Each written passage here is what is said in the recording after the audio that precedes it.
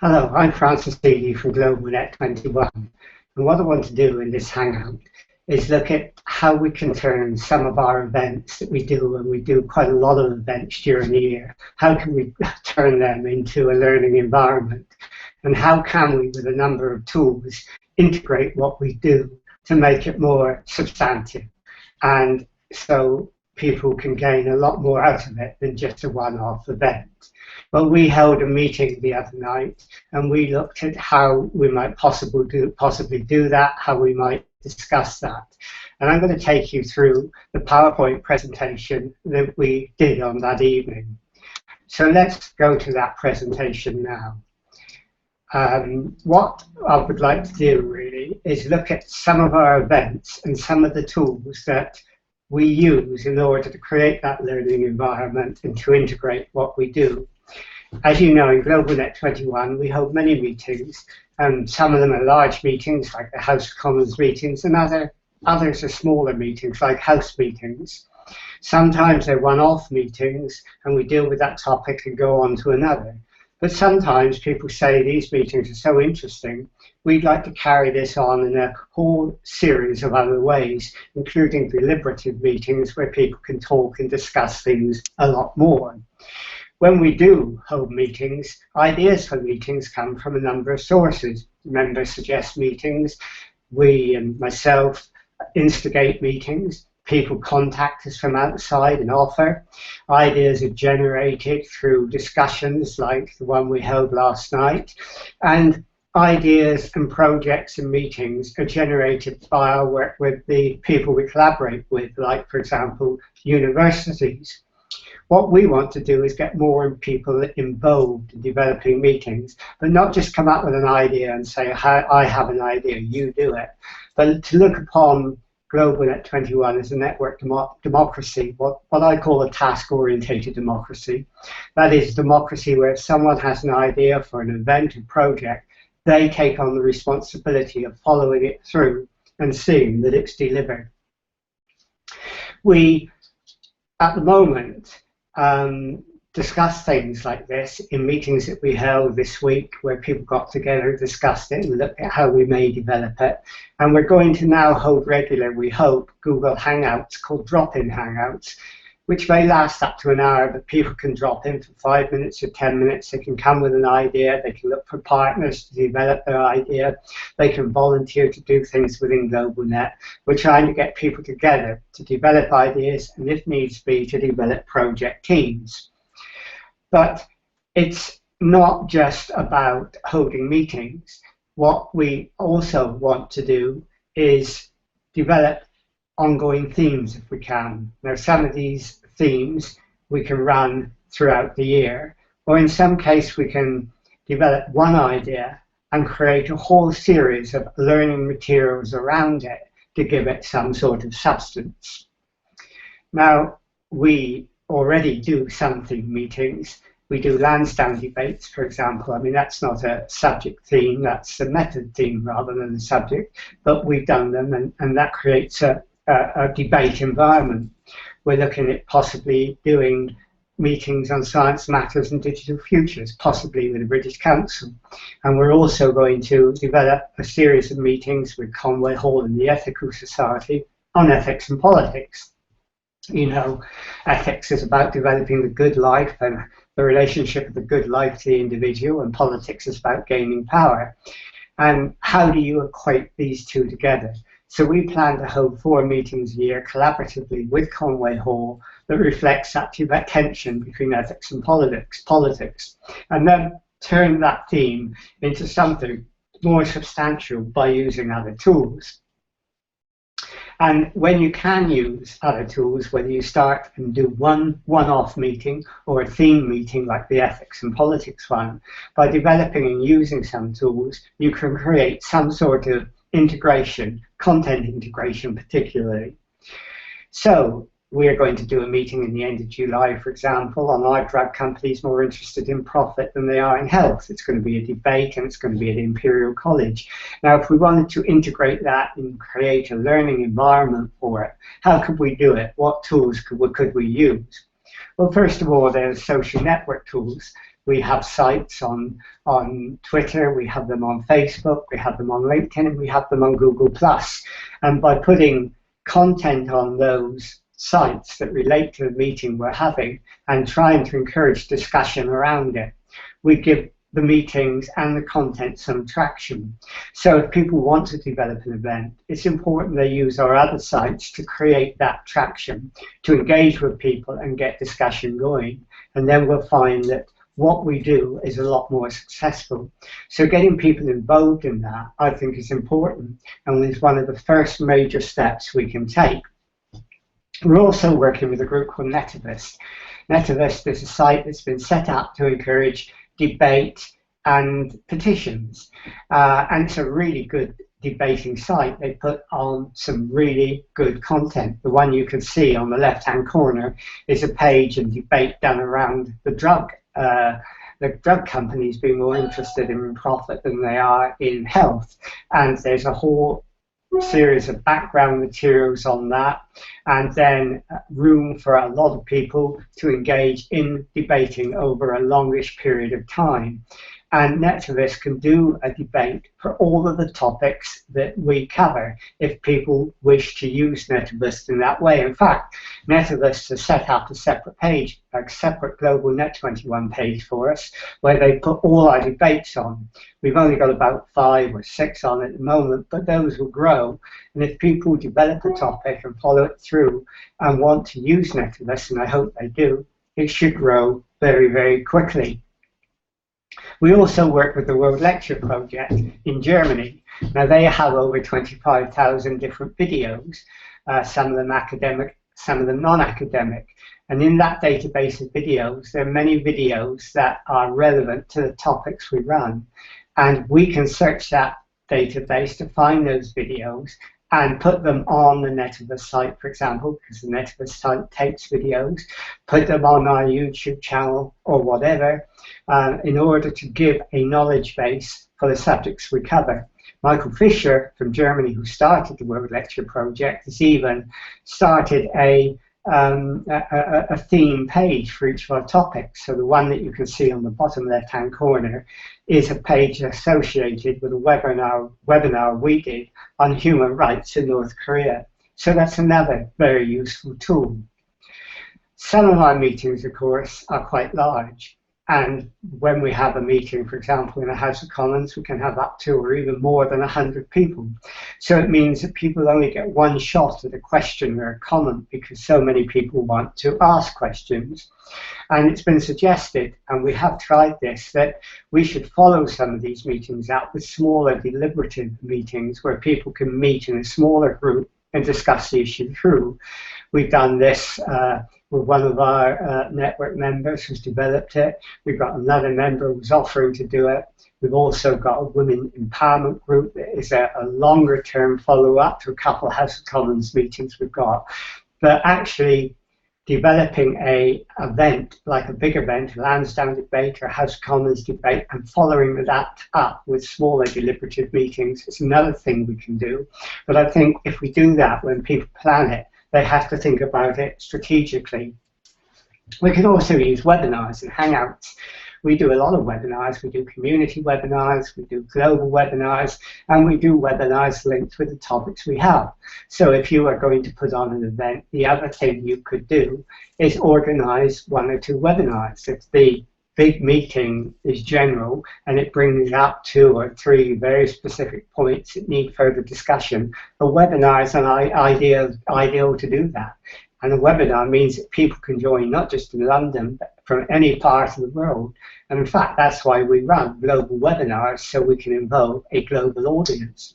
We can also use Google Hangouts to do the same thing. And they're quite useful because you can get more people on video on Google Hangouts than you can on a webinar platform. And Google Hangouts is something that we're only beginning to do, but we think we will use them more and more in the future. We can use them, for example, to do a presentation like I'm doing now. We can use them to do key interviews of people. So if you're running a subject like the drug one again, you can find 2 or 3 key people, do 5 or 10-minute interviews of them.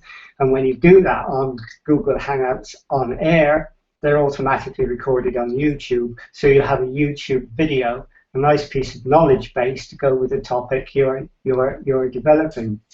You can also use Hangouts, where we haven't got to the stage of doing this, but I hope we will, where you can stream almost any meeting we run if you wish to do that. So that's a very useful tool. And Google Hangouts, I think, has a great future for us in developing these particular functions. We also, in GlobalNet, as you know, we developed digital stories with social reporting. Digital stories is about an individual story, about their experiences of being a migrant, of mental health problems, of living in poverty, of trying to start a business, whatever it is. It's a personal 2 or 3 minute story that can be used as additional material to a meeting we hold and provides experiential evidence of what people are going through. A social report, of course, is much longer. It may be 4 or 5 minutes, maybe more, and it's about someone acting as the anchor person, the key person, and telling a story in that short period of time. And that is a very useful thing to do and adds a lot of gravitas to the subjects that we are tackling.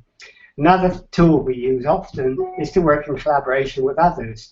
The Conway Hall Ethics and Politics series is done in collaboration with the Ethics Society at Conway Hall. Doing that means that you're working with another group, you're getting another audience involved, you're sharing the load, and that really, really is very useful. We did work on Science Matters with the British Council, and we're doing a number of other collaborative events like that as well.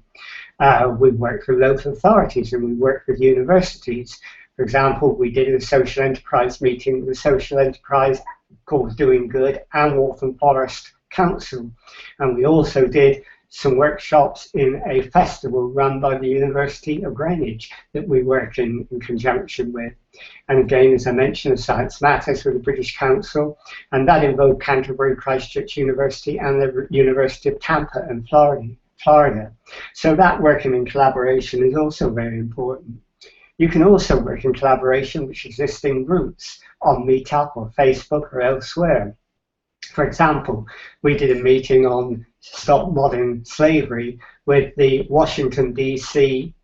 Group, which has about 1,500 members. So their members joined our webinar with our members. Again, it increases the audience and has cross-national, cross-boundary experience. And that's very useful. We're doing a meeting at the end of July on the future of Britain and Europe. And we're doing that at Europe House, we hope, with the New Europeans, which is quite a large Facebook group. And again, we've done other ones like that. We've done joint events with the US Results Group, and we work in the Lansdowne debate with the Real Debate Club. So, you know, looking for groups that you can work with and collaborate with is very important. But of course, some people say we don't want to talk only. Though talking is important, and it's the blood of democracy. It's very, very important. But some people want to make a difference. So we're doing a number of things to help do that. We've set up a hashtag called Make a Difference GN21, and we're using that hashtag in Facebook, Google+, and Twitter, and putting on a lot of small little case studies of groups who are trying to make a difference. You can find them on Twitter very easily. You can do a short little piece that you can get from their website. It takes you maybe 2 minutes to put one up on site, and we started to do that so that people don't have to reinvent the wheel in GlobalNet21. They can go to organizations that already exist. And if you're interested in helping us develop that Make a Difference hashtag with case studies, I'd be very interested in hearing from you, because we could do with help on that.